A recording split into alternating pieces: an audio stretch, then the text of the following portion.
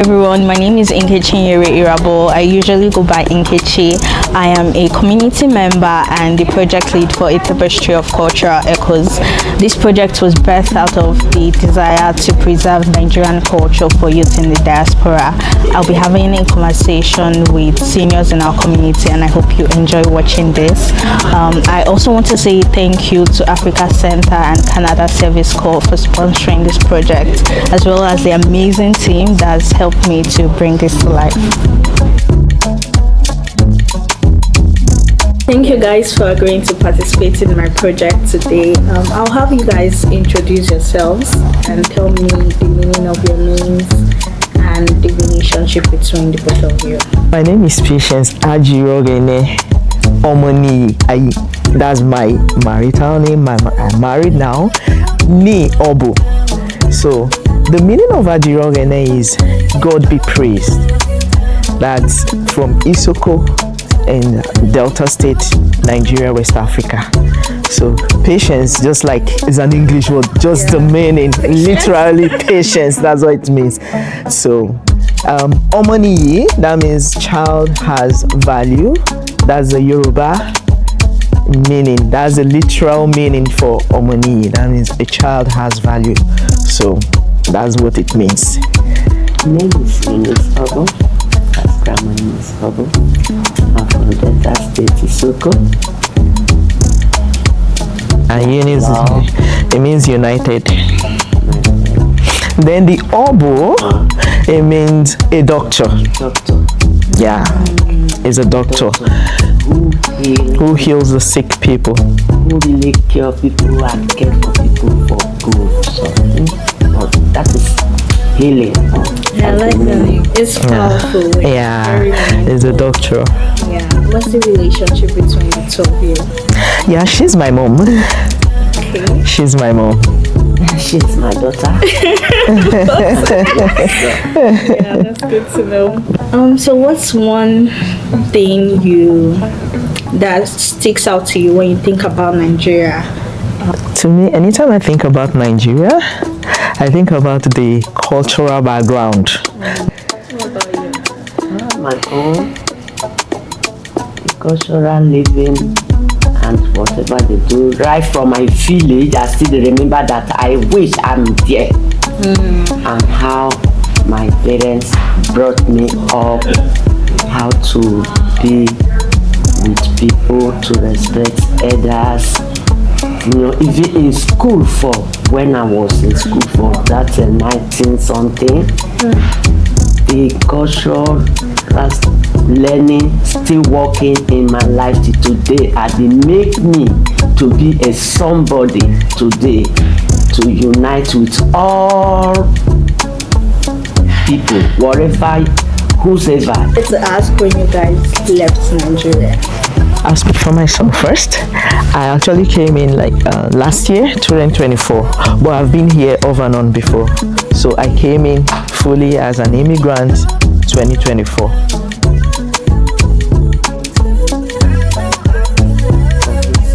Yeah, 2008, 2007, yeah.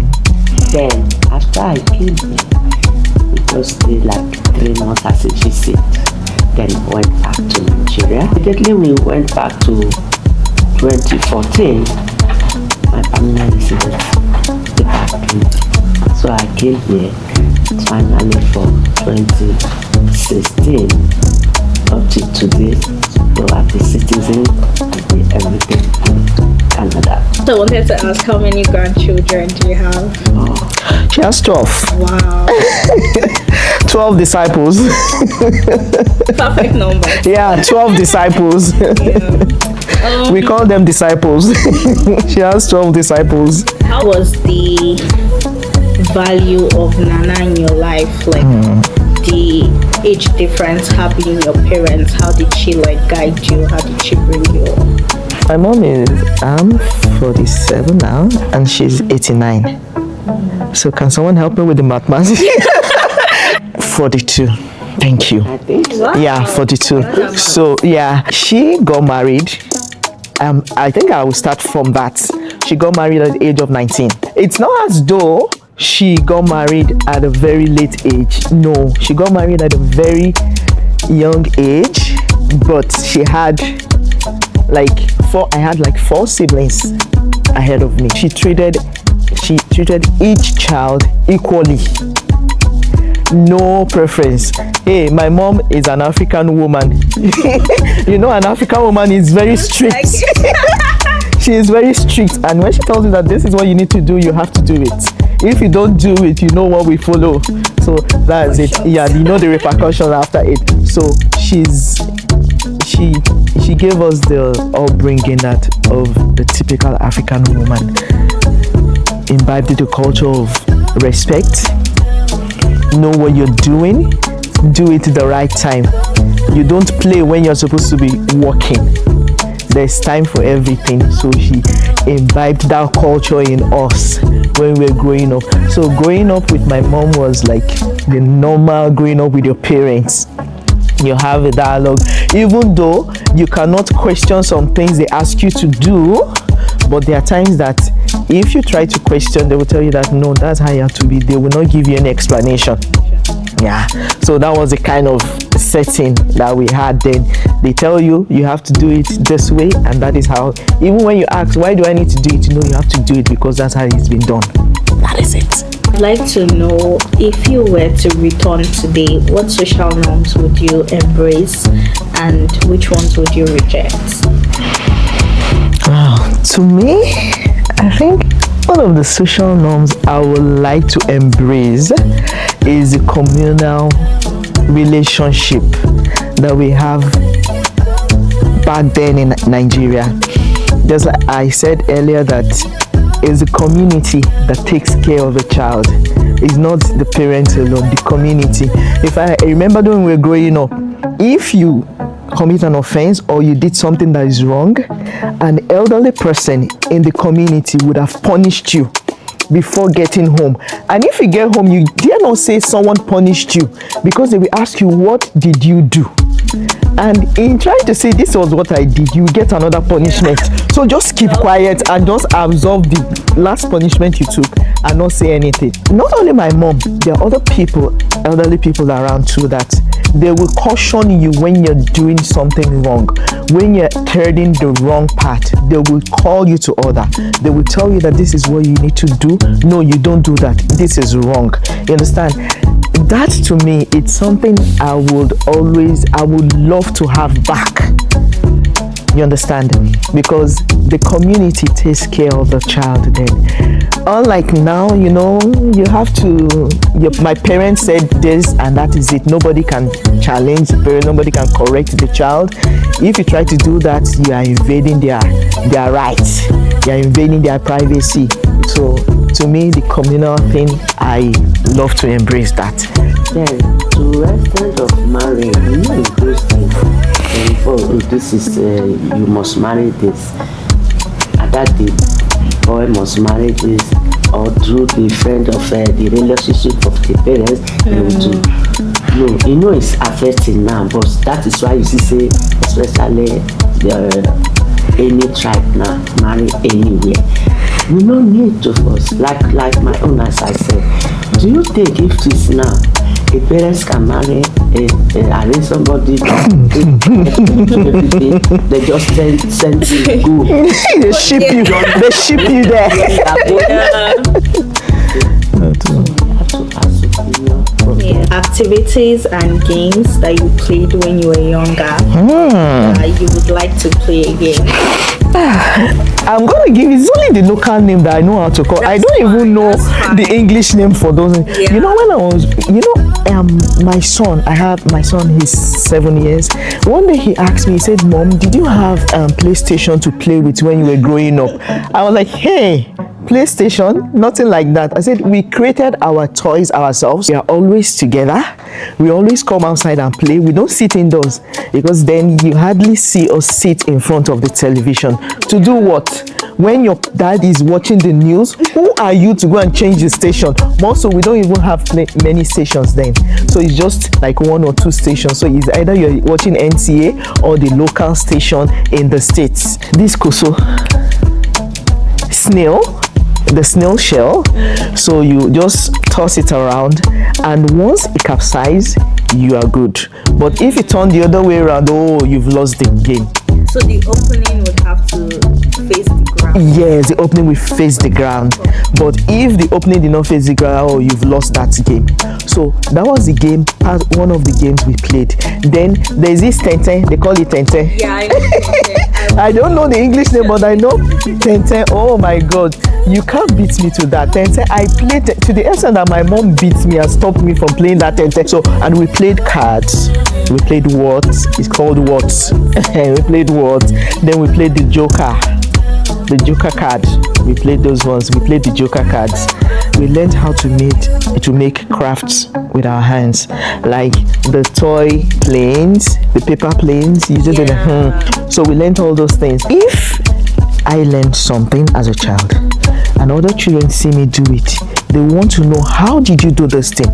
And by the time you teach one person, every other person will know how to do it. And you find out that the person you taught will now do something more than yours. So that was how we were learning how to do it. You know, there's this particular game that we normally play too. We said, who is in the garden? Who is in the garden? A little fine girl. Can I come and see her? No. If you want to see her, you give a penny. All right? So that was the game we used to play when we were growing up. Do you have any like folk tale or legend story that you still remember today? Let me answer that. My mom cannot remember, but me, I remember. She cannot remember, but me, I remember. Tales by Moonlight. And there was a program like that on the television, Tales by Moonlight. But most times in the evenings like that, my mom will tell us stories. But most times, those times is usually the tortoise, the greedy tortoise. So every story they tell us is all about the greedy tortoise. And you know, all those folks and tales drives home a value. Yeah. They were supposed to gather food for all the animals, and they now went for a meeting. And as they were going, the tortoise now said, okay, that everybody should have a nickname. And the tortoise said, I am all of us. That his nickname is all of us, right? So when they got there, the king that invited them for the banquet now said, oh, this food is for all of us. Outside, the tortoise said, I'm the all of us. And I said, no, it means all of us. He said, no, but my name is all of us. So that means I'm the one that has the food, right? Now fell on his back. That's why the tortoise has crooked shell. The moral of the story is that don't be greedy. You understand? That tortoise that they think that is wiser than the rest of the animals. So you use that thing. Why? So till today, if you like all in a simple local place, then you say, why would you feel like tortoise that is so wise? No, we all supposed to be one. So I'm not going to remember anything. I like that. Our last question. I'd like you guys to leave a word of wisdom for Nigerian youth in the diaspora. If you have a culture that's, like I said, when I was growing up, the communal relationship was something I always look forward to, because everybody watches each other's back. So if we can keep that, have this communal relationship, whether we are in the Western world or back home, it will help us together. We have to be united together and be in one mind and loving another. Then, wherever we go, no discrimination. Let us hold on to good things and the love of life for everything that we are doing, because He is the owner of the wisdom. He created everything. He make it right for us. Okay. Really appreciate the words of wisdom and the games. I'm going to look them up. Be trying to play with my friends. Okay. I hope you guys enjoy the rest of the day here. Yeah. Thank you so much for being here with me today. I really appreciate your presence, and I'm looking forward to what you have to share with us. I'd like for you to give me your names and tell me the meaning. My name is Felix Eze. My first name is Felix. My middle name is Onyekwelu. Onyekwelu is an Igbo name. And Onyekwelu means who believe it shall be so. Names are given depending on the circumstances of birth, in most cases. So at the point I was giving birth to, so they were not expecting a baby. So now they gave me Onyekwelu. Eunice Evelyn Eze.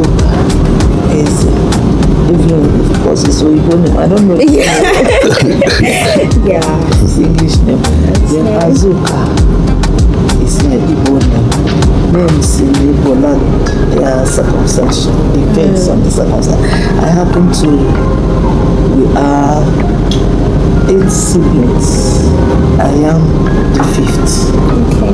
So I have 3 or 4 behind me, before me. So they felt, oh, somebody that have a backing.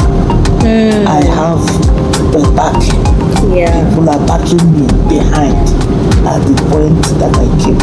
So that's why they gave me Azuka. So when Azu means back, when you look at your back, you have people backing you up.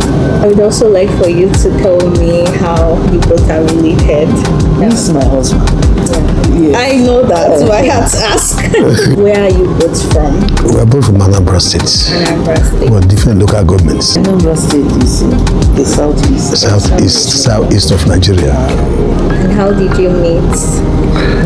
At the University of Ibadan, we were there at the same time together, and the same faculty of social sciences. Not close as such, but we knew our faces. And after graduating, incidentally, when we were posted for youth service, we were posted then Delta State, Bendel State, which now a place that is down Delta.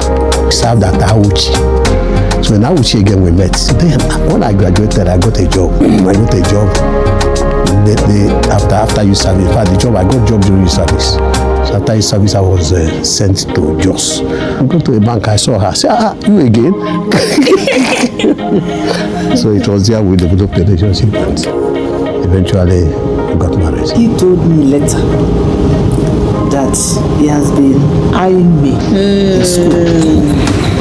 You are that he has been eyeing me. And I had intention of talking to him before we leave. The day we were to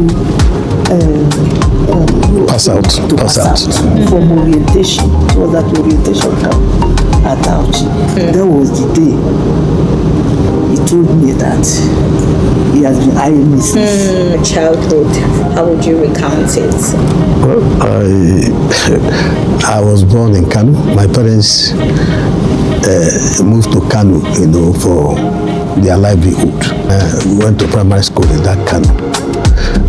It was a Baptist school where I went to. It was a wonderful experience as a child. There's this thing we call aya. Aya is is this thing they grow, is a grass that brings up tiger nuts. Tiger nuts. And that's what outside we call it aya. Each time you come to school, the grass is in the field, in the compound. So you come to school, you begin to uproot them. Uproot the aya, just remove the leaf.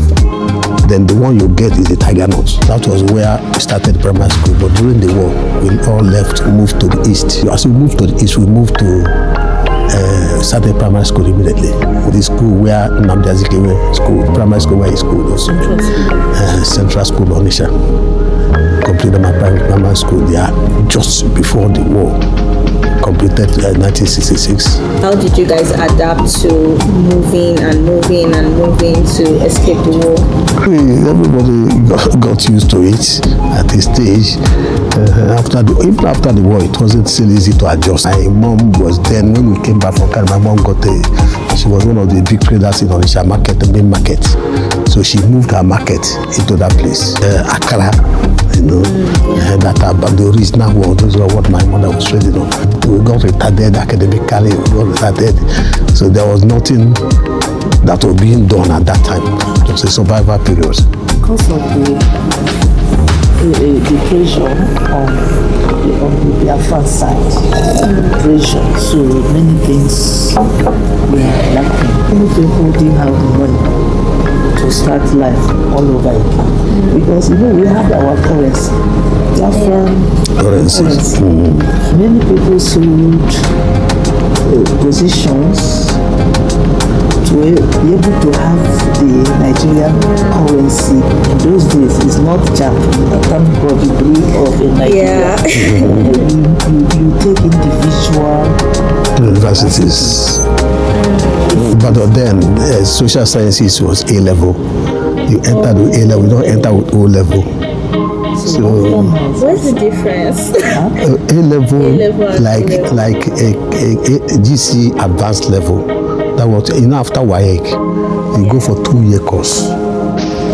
2-year course is where you do HA. They call it higher school certificate. The first one is school certificate. This other one is higher school certificate. You do it for 2 years, and you do 4 subjects.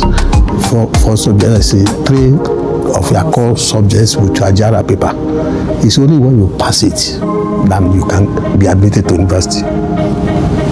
What we are talking about now is not there. Once you merit it, you get it. I have never done like now. You have to do so many things. You have to travel to go and do this. I was in my house, in our house, when a letter came. You just don't need to know anybody. And India also, the things are so relaxed. You got 50 kobo ticket, meal ticket. You can just come in, buy your meal ticket for the whole time, the packets. If you take one of meal ticket to the dining, they give you your meal with chicken. With that 50 kobo, you get everything. You get filled up. What was your social life like in university? We used to go to party there, but that's after semester exam. In fact, that's how it used to be those days. Remember in UI then, we have Sigma Club, we have Club 4-1, we have the other clubs. So they begin to organize social activities, dancing, party, and so on. Yeah, so what's something you want to leave with our youth in diaspora to be specific? Actually, used from Africa. They go and copy Western culture. They are not the same people. Things that are not our way of life. They should not imbibe 100% what they need here. They just pick up the good ones and leave them with the bad ones, the ones that are not so good. Focus and be more concentrated in life so that they can also achieve what they should achieve. That's the advice I'm giving. Our youths in diaspora should think home, because home is home. We cannot forget where we are coming from. Not saying everybody must go back and remember, but we should think home. We should remember that we have people there and that we are coming from there. We are not going to disconnect. They should not disconnect completely. They should always remember where they are coming from.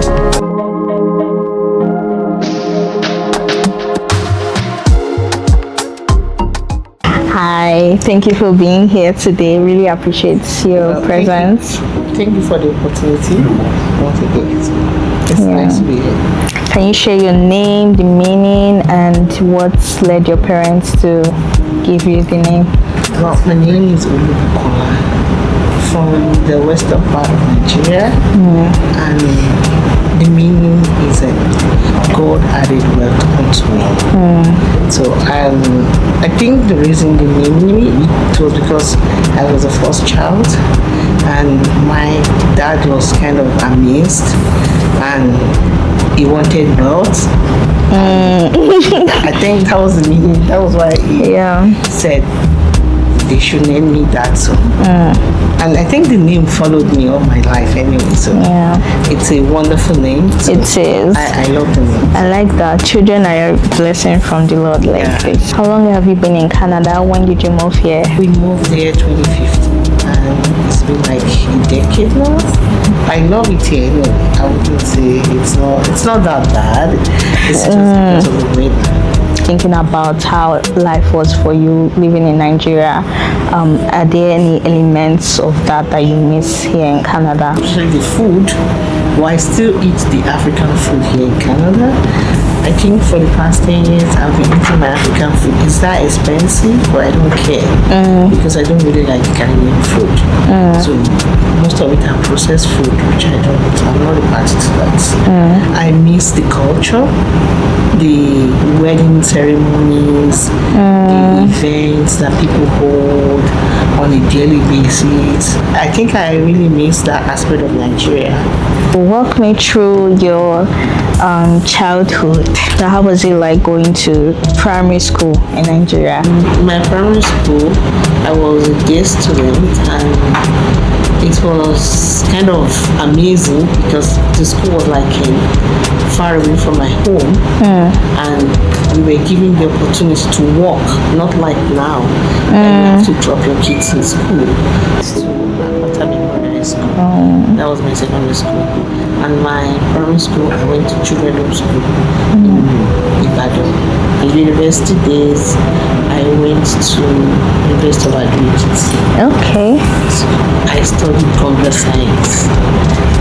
Then after school, after university days, I got married. Started having my kids. Then later, I went back to school. Okay, I like that you lived in different places. Were there like any huge differences, like when you would move? I think when I first got married, moving to the north was a bit scary because it's like leaving home. I've never left my parents for a very long time for me, but when I got in to live in Adamawa, it was a very wonderful place. It was a wonderful experience for me. I love it because the environment was so quiet. You have a lot of opportunity to meet with people, and the people were so pleasant. What was it like living there? Like, what were your favorite foods? What was the culture like?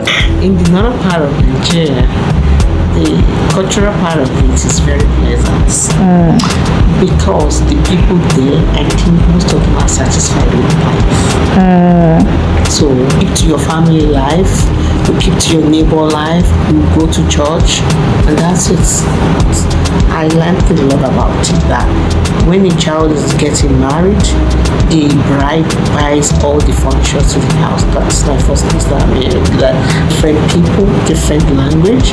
You have to adapt, try to learn their language because they don't really understand your Western language. You need to adapt to them to learn it so that at least you can be able to communicate. Just wondering if like there were any unique fruits in Adamawa. The watermelon, I would say. Okay. They really like the watermelon, and there's a particular food they call miyan kuka. So they love that. It's their traditional food. They make that food. It's just like our Western eba. Okay. In our Western culture, we eat on the dining table. They don't do that. Even the rich people, they sit on the rug, on the mats to eat their food, and they put it in a big tray. So the family, they eat together from the same plate. Their kitchen is not inside the house. They always build the kitchen outside their house. Is there a reason for that, or I have no idea. But they just love it like that. Their kitchen is always at the back of their house. when you like think about growing up, because we talked about like going to school and everything, I was wondering if there were any like after school activities that you engaged in. Every time we had to watch TV, it was like maybe we put the TV on like 4 o'clock and by 7 o'clock dinner is done. After dinner is for you to go to bed. You see children when they come back from school during holidays, everybody's outside playing together.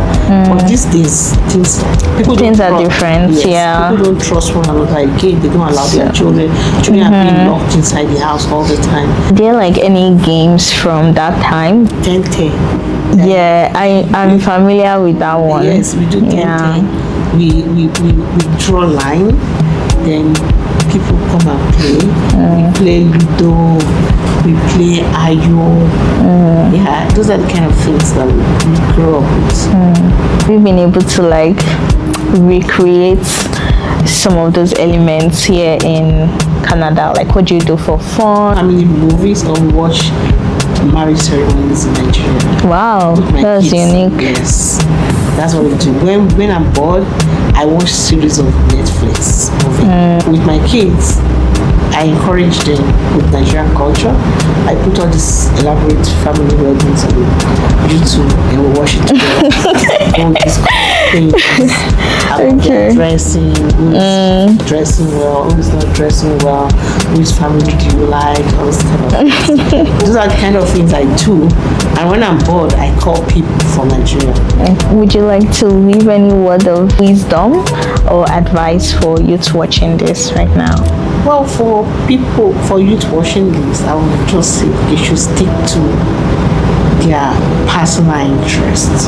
Don't copy what other people are doing. Don't say because your friend or someone is doing something or people are making money from something, you want to go and do it, you might not end up liking it. Yeah, that's So true. just follow your passion. Thank you so much for this. I really appreciate it.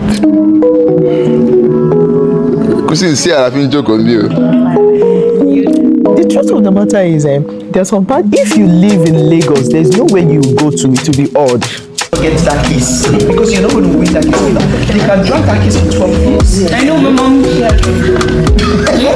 No, they will intentionally dress not like that. It's not the same anymore.